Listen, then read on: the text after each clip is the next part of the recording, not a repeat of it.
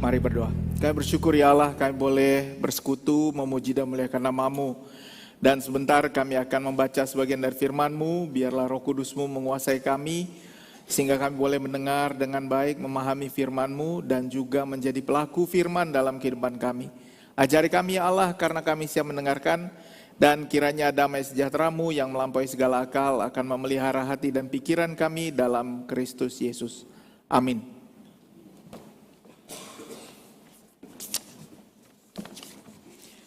Saudara-saudara yang terkasih, firman Tuhan pada minggu kantate, minggu di mana kita menyanyikan nyanyian baru bagi Tuhan, diambil dari Kisah Para Rasul 11 ayat 1 sampai 18. Mari kita buka Alkitab kita. Saya akan membaca dari Alkitab terjemahan baru yang kedua.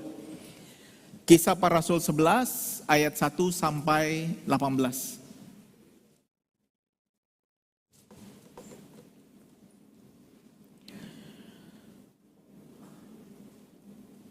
Judulnya adalah Petrus mempertanggungjawabkan baptisan Kornelius di Yerusalem. Rasul-rasul dan saudara-saudara di Yudea mendengar bahwa bangsa-bangsa lain juga menerima firman Allah. Ketika Petrus tiba di Yerusalem, orang-orang dari golongan yang bersunat berselisih pendapat dengan dia. Kata mereka, "Engkau telah masuk ke rumah orang-orang yang tidak bersunat dan makan bersama mereka." Namun Petrus menjelaskan segala sesuatu satu persatu, katanya, "Aku sedang berdoa di kota Yope, dalam keadaan diliputi kuasa ilahi aku melihat suatu penglihatan. Sesuatu seperti kain lebar yang bergantung pada keempat sudutnya diturunkan dari langit sampai di depanku. Aku menatapnya dan di dalamnya aku lihat segala jenis binatang berkaki empat dan binatang liar dan binatang melata dan burung-burung. Lalu aku mendengar suara yang berkata kepadaku, 'Bangunlah Petrus, sembelihlah dan makanlah.' Namun aku berkata, 'Tidak Tuhan, sebab belum pernah sesuatu yang haram dan najis masuk ke dalam mulutku.' Tetapi untuk kedua kalinya suara dari sorga berkata kepadaku, 'Apa yang dinyatakan halal oleh Allah, tidak boleh engkau nyatakan haram.' Hal itu terjadi sampai 3 kali, lalu semuanya ditarik kembali ke langit. Seketika itu juga 3 orang berdiri depan rumah tempat kami menumpang, mereka diutus dari Kaisarea kepadaku. Lalu kata Roh kepadaku, pergilah bersama mereka tanpa membeda-bedakan. Keenam saudara ini pun menyertai aku, kami masuk ke dalam rumah orang itu, dan ia menceritakan kepada kami bagaimana ia melihat seorang malaikat berdiri di dalam rumahnya dan berkata kepadanya, 'Suruhlah orang pergi ke Yope untuk memanggil Simon yang disebut Petrus. Ia akan menyampaikan suatu berita kepada kamu yang melaluinya kamu dan seisi rumahmu akan diselamatkan.' Ketika aku mulai berbicara, turunlah Roh Kudus ke atas mereka, sama seperti ke atas kita dahulu. Lalu teringatlah aku akan perkataan Tuhan. Yohanes membaptis dengan air, tetapi kamu akan dibaptis dengan Roh Kudus. Jadi, jika Allah memberikan karunia yang sama kepada mereka, seperti kepada kita pada waktu kita percaya kepada Tuhan Yesus Kristus, bagaimana mungkin aku mencegah Allah?" Ketika mereka mendengar hal itu, mereka menjadi tenang lalu memuliakan Allah, katanya, "Jadi kepada bangsa-bangsa lain juga Allah mengaruniakan pertobatan yang memimpin kepada hidup." Demikianlah firman Tuhan. Horas. Shalom saudara-saudara. Tema yang diberikan di almanak kita adalah Allah mengaruniakan pertobatan. Tapi menurut saya setelah membaca dan menafsir, maka tema hari ini sebenarnya lebih cocok jika diberi judul kabar baik bagi segala bangsa. Nah saudara-saudara, firman Tuhan hari ini di minggu kantate, ya, nyanyikanlah nyanyian baru bagi Tuhan, berbicara tentang bagaimana Allah menugaskan Petrus untuk mengabarkan kabar baik kepada bangsa-bangsa di luar bangsa Yahudi. Saudara-saudara, untuk membuka renungan Tuhan pada hari ini, apakah saudara-saudara pernah melihat kenapa dan bertanya, kenapa toko yang sama suka ada di jalan yang sama? Kalau saudara-saudara pernah pergi ke jalan fotokopi yang di Romangun, tahu nggak jalan fotokopi? Saya nggak tahu nama jalannya, tapi isinya fotokopi semua. Balai Pustaka. Jalan fotokopi. Bagi mahasiswa itu penting sekali dulu untuk diketahui karena jalan itulah satu-satunya fotokopi dan printer yang buka 24 jam. Kalau perlu jilid skripsi, segera pergi ke sana. Karena di situ buka. Jangan fotokopi. Kita juga tahu bahwa McDonald selalu ada di dekat Kentucky. Kalau McDonald buka, tidak ada Kentucky-nya biasanya akan tutup. Salah satunya adalah McDonald depan rumah sakit Cikini, udah tutup. Karena nggak ada Kentucky-nya. Ingat McDonald yang di dekat Salemba? Sebelahnya Kentucky toh? Iya. Dulu Kentucky yang di Cikini, ada McDonald sebelahnya. McDonald-nya tutup. Kenapa? Rupanya ada rumusnya, Ibu Bapak. Karena tadi kita pikir kenapa dia nggak bagi-bagi. Ternyata memang membuka toko dekat dengan yang lain itu membawa keuntungan. Sehingga orang tahu katanya semakin banyak customer, tempat itu jadi spesifik itu ya, dan lain sebagainya. Makanya kita tahu kalau mau makan ke Kelapa Gading, kalau mau nyari baju ke Pasar Baru, kalau nyari elektronik ke Ambasador, kita tahu kira-kira kemana perginya. Dan kadang-kadang kita tahu juga bahwa toko yang, kadang-kadang ada dua toko yang dimiliki oleh pemilik yang sama. Seolah-olah saingan, tapi sebenarnya yang punya yang sama. Ibu Bapak punya toko begini? Ada yang punya dua toko sebelah-sebelahan, padahal kesannya beda, taunya sama. Saya dulu pernah kerja untuk bapak udah saya di Pasar Ular, di mana itu? Priuk, Paul. Wah, daerah serem juga dulu. Di Paul, toko keramik. Dulu mama saya juga sering menjajakan keramik ini. Jadi saya di toko yang satu, bosnya di toko yang sebelah. Nanti saya kasih tahu kenapa saya harus cerita ini. Dan toko dengan pemilik yang sama, berdiri sebelahan, merek berbeda, seolah-olah bersaing, sebenarnya bukan barang yang baru juga. Kalau Bapak Ibu tahu, sebenarnya Supermi dan Indomie adalah merek yang dimiliki oleh perusahaan yang sama, yaitu Indofood. Dan Bapak Ibu harus tahu bahwa Supermi ayam bawang jauh lebih enak daripada Indomie ayam bawang. Setuju nggak? Bapak setuju nggak? Hah? Nggak tahu, karena flagshipnya Supermi adalah ayam bawang. Jadi Indominya dibuat belakangan itu pun nggak enak rasanya. Belum, nggak setuju ya? Oh, ini tim Supermi apa tim Indomie? Dan sebenarnya mereka berasal dari dua perusahaan yang berbeda. Supermi lebih dulu, tapi Indomie jadi jauh lebih berkembang dibandingkan Supermi. Bahkan Supermi rasa kaldu ayam ada tapi nggak terkenal, mereka alihkan rasa kaldu ayam spesialis untuk Indomie, rasa ayam bawang spesialis untuk Supermi, rasa sarimi anak kos-kosan. Nah jadi yang menarik adalah, saya nggak tahu, ngomong-ngomong Alfamart sama Indomaret orang yang sama nggak sih? Beda ya? Bukan keluarga juga? Bukan ya? Oh gitu ya, bukan ya?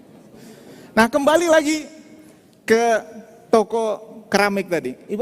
Bapak Ibu sekarang ini jarang orang nawar di toko elektronik. Oke, tapi kalau Bapak Ibu masih ke Glodok, Mangga Besar, masih ada toko-toko yang masih bisa cincai lah, kita tawar. Lagi kalau mau beli handphone gitu ya, masih bisa tawar-tawaran.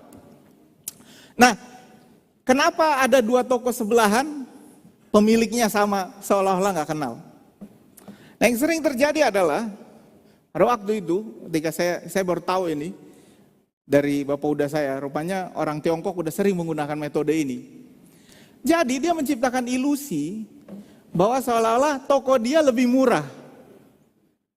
Jadi kalau orang datang ke toko kita, dia nawar, kita kasih harganya, saya selalu dibilang sama bapak udah saya, harganya segini ya, kok jualnya segini. Siap bapak udah gitu kan, kita kan bekerja berdasar komisi. Siap.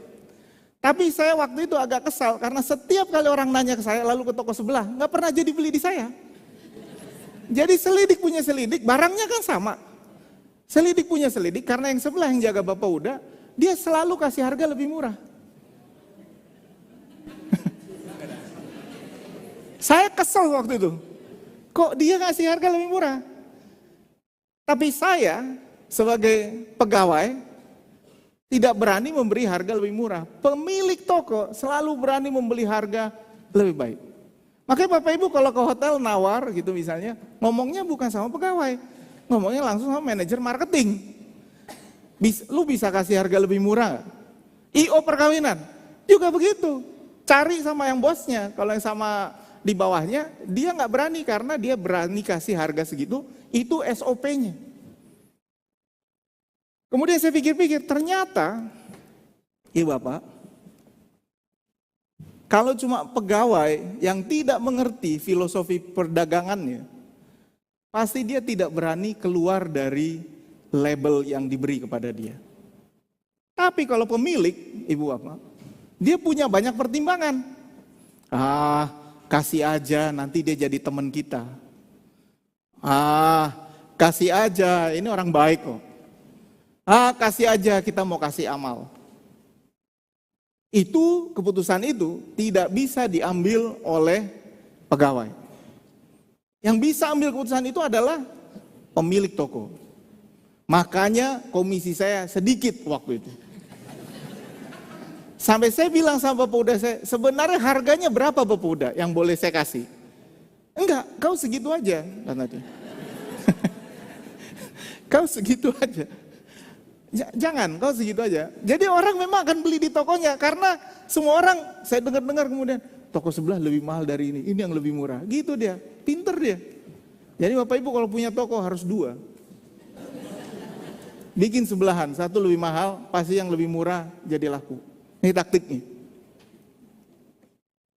Nah dari cerita itulah kita masuk ke kisah Petrus dan Kornelius. Petrus dan Kornelius ada di Kisah Para Rasul 10 kisahnya. Dan apa yang terjadi di Kisah Para Rasul 11 adalah cerita Petrus tentang perjumpaannya dengan Kornelius kepada para rasul yang lain. Dan di dalam Kisah Para Rasul 10 diceritakan, sebenarnya Kisah Para Rasul 11 itu pengulangan resume cerita dari Petrus kepada teman-temannya. Di situ dikatakan ada seorang bernama Kornelius, perwira pasukan Italia, saleh, dia dan seisi rumahnya takut kepada Allah dan senantiasa berdoa kepada Allah, orang Yahudi. Tapi dia orang Yahudi. Tapi dia orang non-Yahudi. Dan yang terjadi kemudian dia melihat ada malaikat datang kepada dia. Dan mengatakan suruh anakmu pergi ke Yope. Di situ ada Petrus, panggil dia akan memberkati kamu. Dan dia sebagai orang percaya kepada Allah mengikuti instruksi dari malaikat ini. Dan tepat ketika orang suruhan Kornelius masuk ke kota Yope siang-siang, di saat itu juga Petrus menerima atau merasa lapar, tapi kemudian merasa bahwa dia harus berdoa. Lalu dia melihat langit terbuka dan turunlah suatu benda berbentuk kain lebar yang bergantung pada keempat sudutnya yang diturunkan ke tanah. Dan di atasnya seluruh binatang yang disebut haram oleh orang Yahudi. Haram. Ada ular, ya, ada kuku berbelah dan lain sebagainya. Ada berbagai binatang yang disebut najis. Tidak boleh dimakan oleh orang-orang Yahudi. Tidak kosher kalau orang kata orang sekarang. Dan di dalam mimpi itu dia mendengar suara yang mengatakan, bangunlah Petrus, sembelihlah dan makanlah. Lalu Petrus bilang, oh Tuhan, tidak Tuhan, aku belum pernah makan apapun yang haram dan najis. Lalu 2 kali lagi dibilang, oi, apa yang dikatakan halal oleh Allah, tidak boleh engkau nyatakan haram.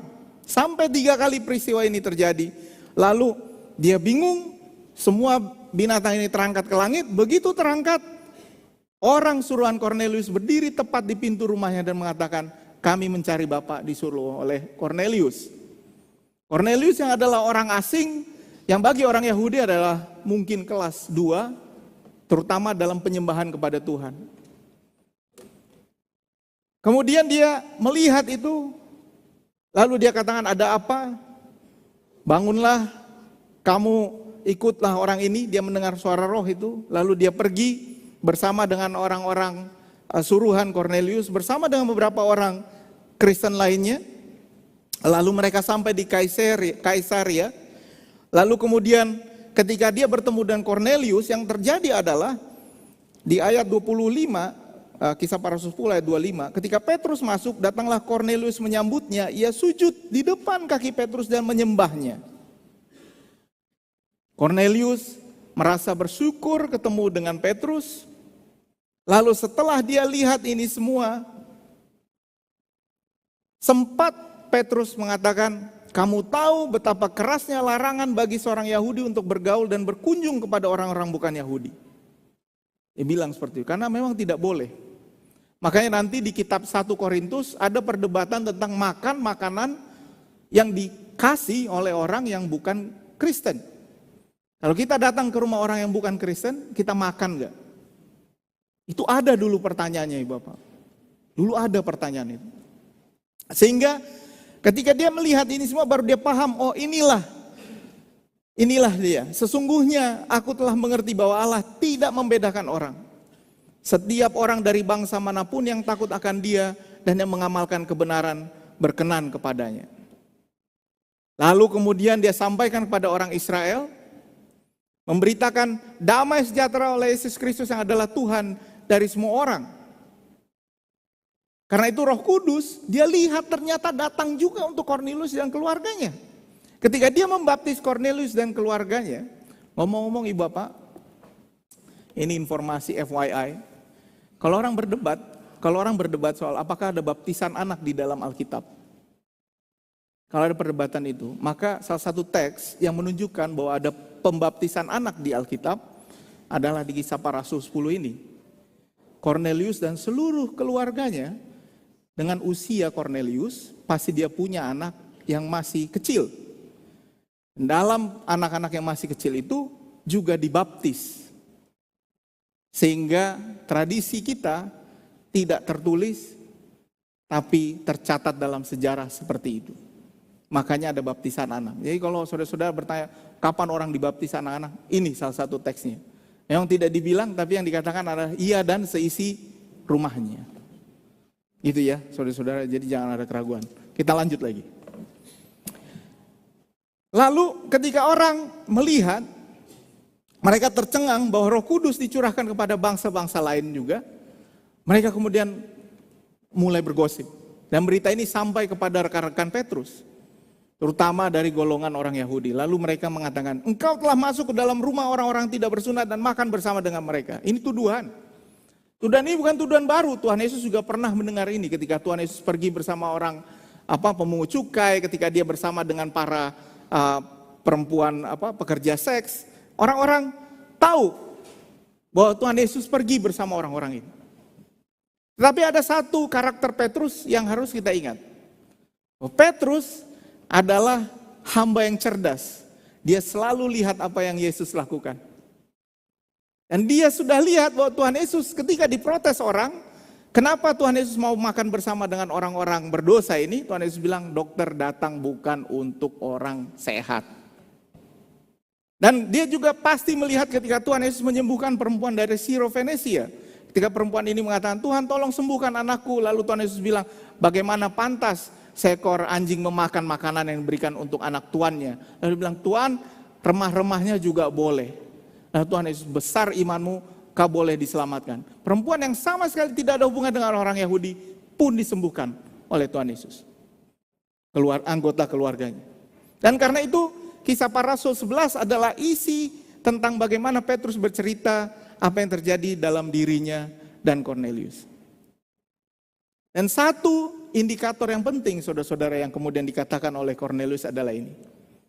Jika Allah memberikan karunia-Nya kepada mereka sama seperti kepada kita, waktu kita mulai percaya kepada Yesus Kristus, bagaimana mungkin aku mencegah dia?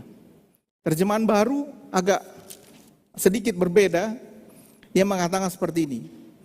Jadi jika Allah memberikan karunia yang sama kepada mereka seperti kepada kita, waktu kita percaya kepada Tuhan Yesus Kristus, bagaimana aku mencegah Allah?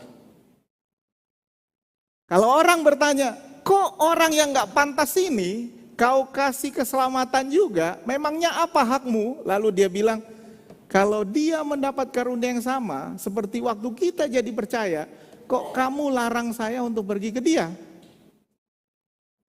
Nah saudara-saudara, ini jadi penting. Karena hari ini pelajaran pertama, refleksi kita adalah bahwa kabar sukacita adalah untuk semua orang.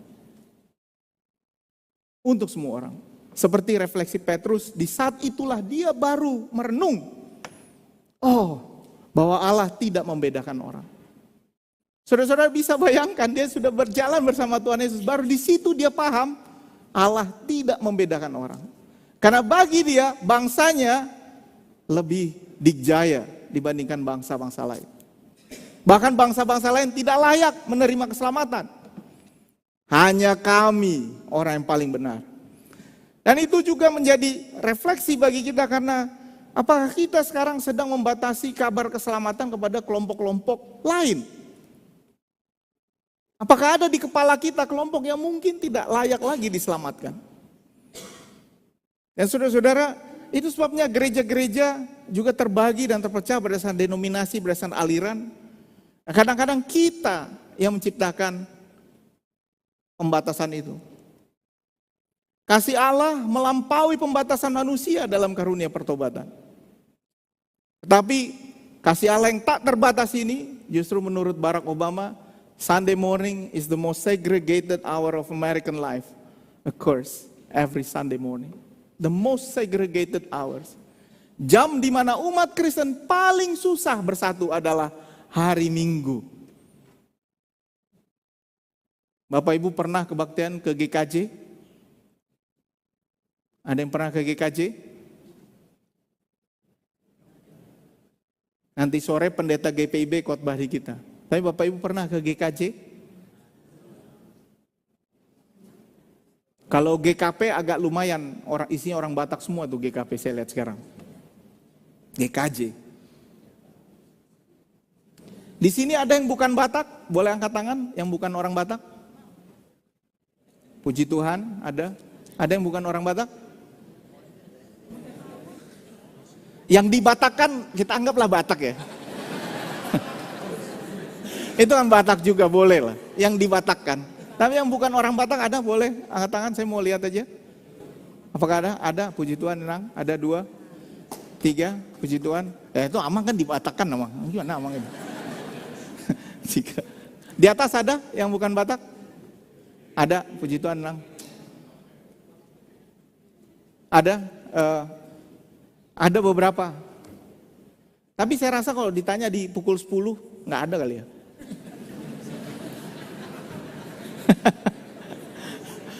Ada nggak ya pukul 10? Jangan yang dibatakkan, yang asli. Ada ya? Ada. The most segregated hours. Karena kita membeda-bedakan pelayanan. Dan membedakan jenis layanan memang sifat kita manusia, Ibu Bapak. Membedakan pelayanan adalah sifat kita manusia. Ibu Bapak, kita membedakan orang berdasarkan kelas, berdasarkan preferensi dan lain sebagainya. Kita yang membedakannya. Waktu anak kami dirawat di rumah sakit Cikini waktu COVID, waktu itu dia berusia 3 bulan, 4 bulan. Salah satu hal yang membuat saya kesal adalah, ini saya cerita saja, ini online sih ya, ya udahlah nggak apa-apa lah. Ini online ya? Ini live streaming ya? Gawat juga. Ntar saya pikir dulu gimana caranya. Oh ya bisa lah. Jadi waktu itu kami dirawat, anak saya dirawat di situ. Puji Tuhan ya bisa dirawat waktu bersama istri COVID, mereka bisa ada satu kamar. Tapi yang membuat istri saya kesal adalah bahwa sepertinya tidak ada diskusi, tidak ada pelayanan, tidak ada apa-apa, tiba-tiba disuntik, diinfus, tidak ada pemberitahuan, ini kenapa harus diinfus, berapa lama lagi, tidak ada diskusi itu dengan dokter. Lalu di hari keberapa gitu, hari kelima kami masih diam aja karena kami pikir mungkin begitu prosesnya, sampai kemudian kami bertemu dengan, kami ngobrol dengan, waktu itu kan tim COVID kita ada waktu itu ya, kami ngobrol dengan tim COVID kita, salah satunya dokter Elida. Lalu saya bilang sama kemudian dokter Elida masih keluarga, lalu saya bilang sama dokter Elida, nah udah ini tolong dulu rumah sakit Cikini. Oh iya ya, langsung dia cari dokternya, lalu dia hubungi dokternya, lalu dia tanya apa yang terjadi, lalu dia bilang, maaf ya dok, saya tidak tahu bahwa pasien keluarga dokter juga. Maksud kamu apa? Itu ya. Ya, kalau dibilang kan pelayanannya bisa berbeda. Kenapa kamu begitu? Kok seolah-olah kamu tidak peduli? Ini percakapan antar dokter nih, saudara-saudara. Lalu dia bilang, ya biasanya yang berobat ke Cikini itu ekonomi menengah ke bawah, jadi saya anggap tidak perlu penjelasan. Verbatim kira-kira itu isi WA-nya. Langsung marah-marah. Oh, kamu tahu itu anak saya, bla bla bla. Dia lulusan dari sini. Ya udah tenang aja kan. Tapi sekarang setiap kali saya pergi ke fakultas kedokteran, saya sering ingatkan ini. Hei kamu, fakultas kedokteran, ingat. Lo kerja untuk semuanya. Kan kita yang suka membatasi layanan, saudara-saudara. Kita yang suka membatasi layanan. Dan itu bahaya sekali sebenarnya. Dan itu terjadi di mana-mana, saudara-saudara. Kalau kita kenal masuk duluan, kalau enggak ya enggak.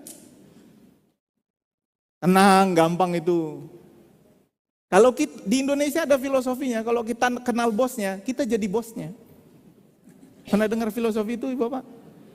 Kalau kita kenal komandannya, kita jadi komandannya. Nah menurut saya itu harusnya tidak seperti itu.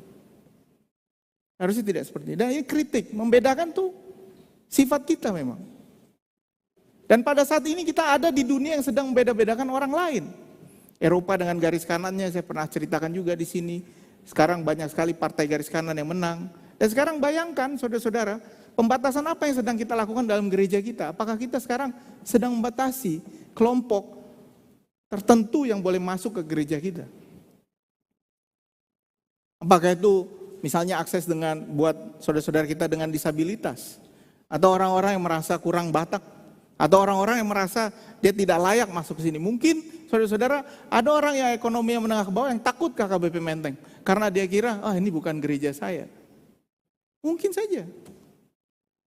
Apakah kita sedang menciptakan batasan itu? Karena pada akhirnya kita yang membeda-bedakan bukan Tuhan. Kabar keselamatan datang untuk semua orang. Dan bahayanya dalam dunia sekarang kita diajari untuk mementingkan kelompok kita sendiri. Bahaya ini semua bisa cepat berkembang tergantung preferensi. Orang Amerika bilang America first. Orang Indonesia bilang Indonesia first. Orang Kristen bilang Christian first. Orang Batak bilang Batak first. HKBP, HKBP first. Menteng Jalan Jambu first. Buat kami, Wake 45 first.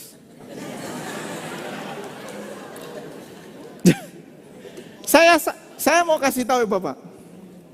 Ini memang agak bahaya juga, saya kasih tahu juga. Kalau Wake 45 ngundang saya pertengahan Wake, nggak bisa lari saya. Karena itu Wake saya. Nanti kalau ada apa-apa nggak datang mereka. Tapi itu perasaan kita bahwa kita memang manusia memang begitu. Selalu memilih preferensi berdasarkan kelompoknya. Satu kemajuan yang dilakukan atau terobosan yang terjadi adalah bahwa 2 paus terakhir berasal dari luar benua Eropa. 2 paus terakhir berasal dari luar benua Eropa. Nanti saya masuk ke HKBP.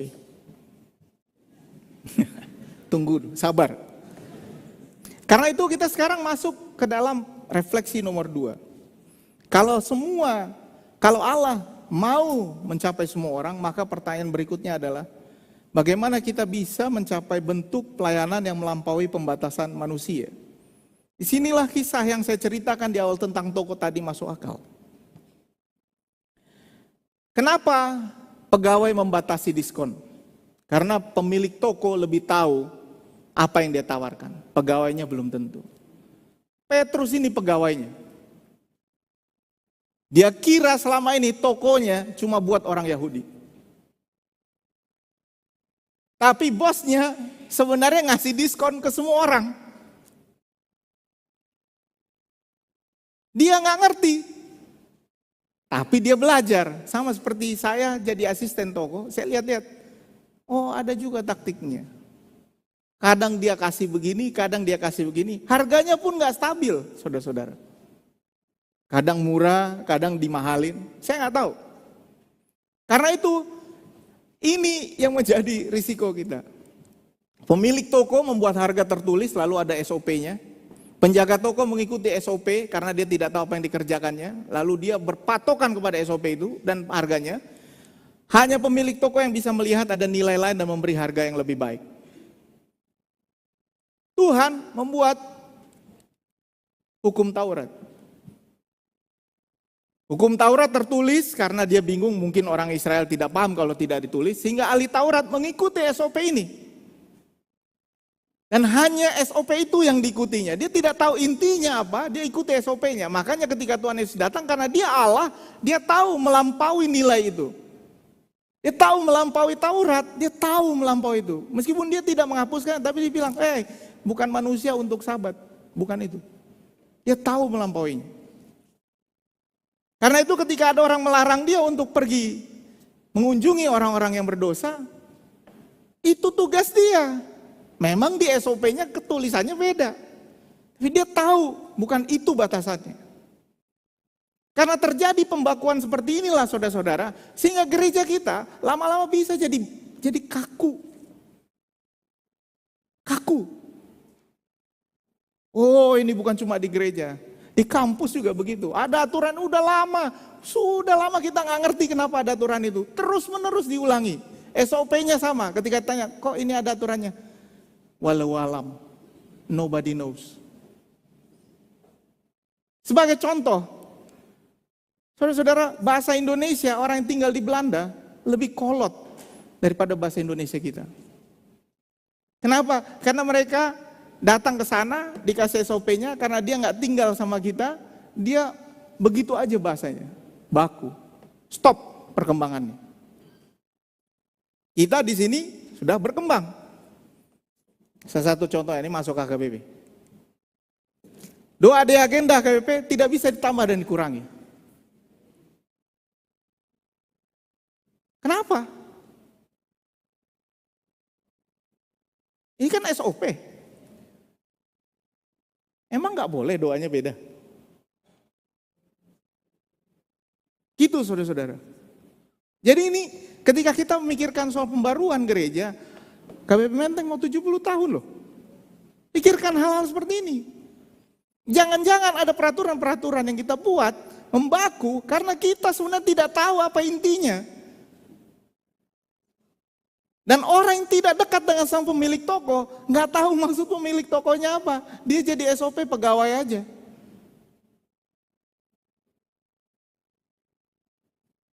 Saudara-saudara, dan ini sebabnya bagaimana membuat kita bisa mengenali hal-hal yang sudah baku ini. Yang terjadi kemudian adalah orang-orang berhenti mencari pemahaman baru dan membakukan apa yang tertulis itu. Dan tentu ini juga terjadi di kita. Para misionaris datang membawa kabar baik dengan pemahaman yang ada di Jerman abad ke-18-19. HKBP mengikuti tradisi misionaris tersebut, membawa SOP, HKBP is HKBP. Sehingga ketika kita mengembangkan pemikiran teologis, sementara orang di Jerman sana sudah berkembang, kita ikut teologi 1800-an. Dan kalau orang-orang seperti kita ini bilang, kayaknya perlu ada pembaruan deh. Wah, daung bah, HKBP do, HKBP. Oh, ini saya sedang menjalankan otokritik, saudara-saudara.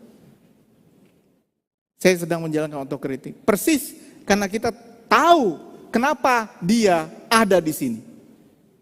Karena kita pelajari bagaimana prosesnya sehingga ada di sini. Karena itu untuk menentukan sebuah pengembangan, pembaruan, ada indikator yang dilakukan yang dikatakan oleh Rasul Petrus. Ini menarik sekali. Jika Allah memberi karunia-Nya kepada mereka, sama seperti kepada kita pada waktu kita percaya kepada Yesus Kristus. Bagaimana mungkin aku mencegah dia? Sekarang Bapak Ibu coba pikirkan. Gereja ini bukan Kristen. Oh, hati-hati bilang itu. Jika Tuhan memberi karunia yang sama kepada mereka, sama seperti kepada gereja Tuhan ini, gereja Tuhan HKBP ini. Kok kita bisa bilang mereka bukan berasal dari Tuhan? Hati-hati memberi label orang sesat karena dia pun menganggap kita sesat. Dan ini yang terjadi. Makanya kadang-kadang kita bilang, saya nggak mau ke sana, menurut saya dia nggak bisa diselamatkan lagi. Kata siapa? Tuhan datang untuk semuanya. Karena Petrus akrab kepada Tuhan Yesus, dia ingat selalu apa kata Tuhan Yesus. Dari buahnya lah kamu akan mengenal mereka. Dan apa yang dikatakan Petrus adalah, jika hasilnya sama seperti waktu kita dibaptis dulu, kok kita tolak dia? Dia bisa bahasa roh loh. Waktu kita dibaptis dulu. Kenapa jadi kita yang superior, dia enggak? Saudara-saudara tahu, pertanyaan ini muncul ketika dulu misionaris Belanda, bukan KKBP, misionaris Belanda datang ke Indonesia. Pertanyaan seperti ini, apakah anak yang setengah Belanda, setengah Indonesia boleh dibaptis? Apakah dia adalah orang yang dia diselamatkan oleh Tuhan? Kenapa? Karena dia setengah orang kulit putih. Itu pertanyaan abad ke-17. Bayangkan di abad ke-17 pertanyaannya adalah, apakah orang Indonesia yang Indo ini setengah diselamatkan? Karena setahu mereka yang diselamatkan hanya orang kulit putih. Dan pemahaman itulah yang datang ke kita, saudara-saudara. Sehingga diskusi-diskusi seperti ini tidak boleh berhenti. Karena itu seragam dalam prinsip, tapi beda dalam tampilan harusnya boleh dengan indikator ini. Nah, mari kita lihat pertanyaan reflektif terakhir. Kalau indikatornya di sebelah kanan, pertanyaan ini jadi bisa atau tidak? HKBP menjadi berkat, menyediakan pelayanan bagi orang di sekitar yang bukan anggota jemaat sendiri. Bisa apa enggak? Inam. Bisa?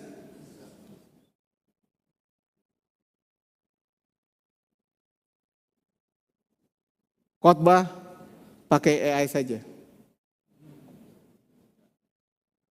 Kita lihat indikatornya. Apakah nanti akan ada buahnya? Tidak. Menurut saya belum ada. Sehingga tidak bisa. Jadi indikator ini bisa memeriksa juga. Tapi ada juga pertanyaan agak ngeri-ngeri sedap. Apakah menggunakan alat musik band dan lagu yang tidak ada di buku ND namun sesuai dengan teologi HKBP boleh?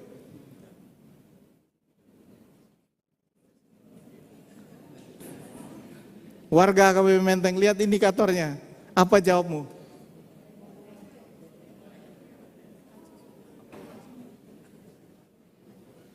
Jadi ini refleksi ya.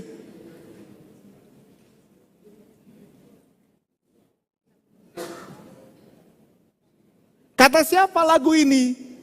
Bukan berasal dari Tuhan. Tapi mungkin tidak sesuai dengan teologi kita. Gitu dibilang. Kalau yang sesuai dengan teologi boleh dinyanyikan nggak? Menurut Ina Amang, ada nggak lagu yang sesuai dengan teologi HKBP yang tidak ada di buku ND? Ada, banyak, bahkan oleh pencipta lagu yang sama, yang lagunya ada dalam buku ND, banyak. Kenapa nggak masuk? Karena pemilihan. SOP tadi dibakukan. Seolah-olah cuma itu yang ada, emangnya nggak ada yang lain? Banyak. Banyak saudara-saudara. Kenapa enggak? Tapi kita takut, karena kita cuma pegawai. Saya nggak tahu bos, bener nggak? Ntar gue salah lagi. Tuhan Yesus mah enak dia bosnya. Lah kita, Petrus mah enak, dia dapat mimpi. Lah kita. Terakhir, pertanyaan terakhir. Apakah ada cara untuk memilih Eporus HKBP yang menghindari unsur popularitas dan kampanye? Karena sudah dari dulu begini, Inang Amang. Ada nggak? Bisa nggak?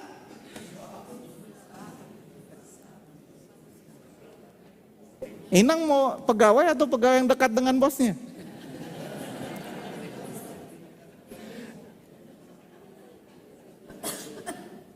Bisa pikir nggak? Cara ini siapa yang bikin sih dulu? Inang Amang, coba bayangan, paus, lihat nggak proses pemilihannya? Dia datang, kardinalnya semua meletakkan tangan, berdoa, saya berjanji tidak akan membuka apapun yang terjadi dalam ruangan ini. kami hanya akan memilih orang yang saya anggap layak menjadi penerus tahta Santo Petrus. Itu ya, nah ini Petrus nih. Jadi tidak ada yang tahu, kami sampai menunggu 1 jam supaya setelah asap putih keluar, habemus papam, ada paus baru. Di AKBP,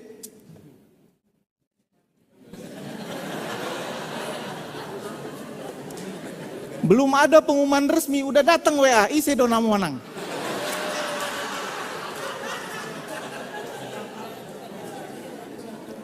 Oh sorry Namang, saya mengatakan ini dengan penuh kesedihan. Karena itu pahit sekali buat kami, buat saya. Tapi itu tidak ada yang berani mengubah. Udah dari sononya. Lah ini kan SOP, intinya apa sih? Kok gak bisa diubah? Karena itu saudara-saudara, jika kita belajar untuk mengubah berbagai hal, maka indikatornya ini, kata Rasul Petrus. Apakah ketika Allah memberikan karunia-Nya, sama seperti ketika kita percaya, hasilnya baik, buahnya baik. Kok kita bilang ini bukan dari Tuhan? Karena itu untuk belajar mengembangkan diri, kita harus keluar dari comfort zone kita. Mulai bertanya, sama seperti Petrus, saya pergi kau ke Cornelius. Jangan di sini aja kau. Pergi, kabarkan Injil. Dan itulah tugas buat kita saudara-saudara. Jika saat ini kamu sedang ada di persimpangan jalan, jika AKBP sedang ada, kita AKBP Menteng ada di sini. Pikirkan, apa sebenarnya yang Tuhan mau? Bosnya kira-kira bilang apa? Jangan cari SOP-nya. Bosnya sedang bilang apa? Kira Tuhan menguatkan kita. Amin. Mari kita berdoa. Kami bersyukur ya Allah untuk firman-Mu. Kami tahu kami punya kelemahan. Kami tidak tahu apa yang Tuhan inginkan. Sampai kami berusaha untuk mencari tahu. Melampaui apa yang kami kenal melalui tulisan-tulisan yang ada. Biarlah kami terus belajar melalui firman Tuhan untuk mencari dan mendekat kepadamu. Kami bersyukur bahwa keselamatan memang ada untuk bangsa-bangsa, bukan hanya sekelompok orang saja.